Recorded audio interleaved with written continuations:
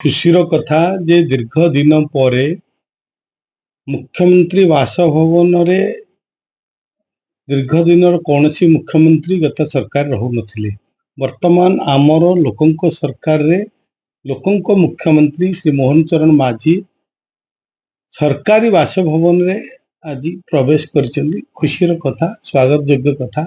सेठी लोक माने सरकारी बासभवन को तांकर अभियोग मध्य करि परिबे, रहिबे, सेठी जाई परिबे। तेणु अभियोग मध्य सेठी जेहेतु आम मुख्य आगुरु सरकार को आपण खोजुथिले, सरकार किए चलाउची, सरकार किए अछि।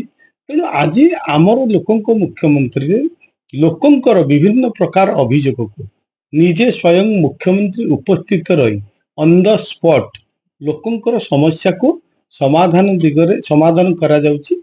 अनेक दिगरे मध्ये प्रचेष्टा करा जाउची जे साधारण लोकंटी किपरि भाबरे न्याय पाउ।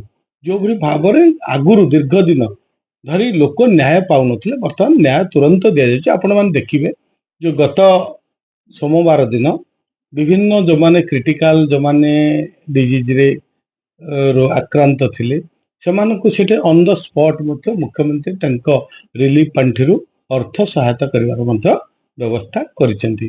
तेणु निश्चित भाव आज गृह प्रवेश होइछि, भल कथा, बहुत बढ़िया कथा। आज सरकारी बासभवन निजे मुख्यमंत्री गृह प्रवेश करुचंती।